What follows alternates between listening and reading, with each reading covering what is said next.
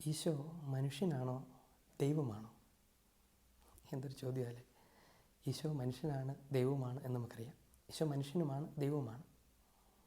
അങ്ങനെയെങ്കിൽ എങ്ങനെയാണ് ഈശോ മനുഷ്യനും ദൈവവുമായിരിക്കുന്നത്? പകുതി ദൈവം പകുതി മനുഷ്യൻ അങ്ങനെയാണോ?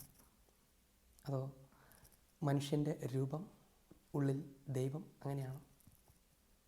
ഇനി ശരീരം മനുഷ്യൻ, ആത്മാവും മനസ്സുമൊക്കെ ദൈവം അങ്ങനെയാണോ? അതോ ശരിക്കും ദൈവമാണ് മനുഷ്യ സ്വഭാവത്തിൽ കാണപ്പെടുന്നു എന്നേ ഉള്ളൂ? ഇതൊന്നുമല്ല. ഇതൊക്കെ ഓരോ കാലത്ത് ഉണ്ടായിട്ടുള്ള പാഷണ്ഡതകളാണ്, ഹെറസികളാണ്. ഈശോ ആരാണ് എന്ന ചോദ്യത്തിൻ്റെ കൃത്യമായ ഉത്തരം ഇതാണ്: ഈശോ പൂർണ്ണ ദൈവവും പൂർണ്ണ മനുഷ്യനുമാണ്.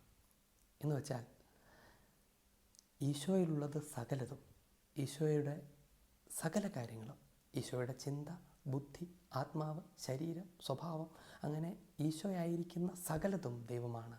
ഈശോ പൂർണ്ണമായും മനുഷ്യനുമാണ്. ഈശോയിലുള്ളതൊക്കെ ദൈവമാണ്, ഈശോയിലുള്ളതൊക്കെ മനുഷ്യനുമാണ്. അങ്ങനെയാണ് ദൈവം, പൂർണ്ണ ദൈവവും പൂർണ്ണ മനുഷ്യനുമാണ് ഈശോ എന്ന് പരിശുദ്ധ സഭ നമ്മൾ പഠിപ്പിക്കുന്നത്. അപ്പോൾ ഈശോയിൽ മനുഷ്യ സ്വഭാവവും ദൈവ സ്വഭാവവും ഉണ്ട് എന്ന് നമ്മൾ കണ്ടു.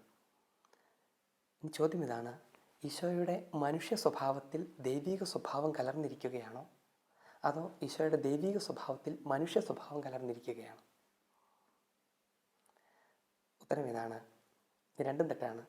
ഉത്തരം ഇതാണ്: ഈശോയുടെ മനുഷ്യ സ്വഭാവവും ദൈവിക സ്വഭാവവും ഈശോയുടെ ദൈവിക വ്യക്തിയിൽ, ഡിവൈൻ പേഴ്സൺ, ദൈവത്തിൽ 3 വ്യക്തികളാണുള്ളത്: പിതാവ്, പുത്രൻ, പരിശുദ്ധാത്മാവ്, ദൈവിക വ്യക്തികൾ.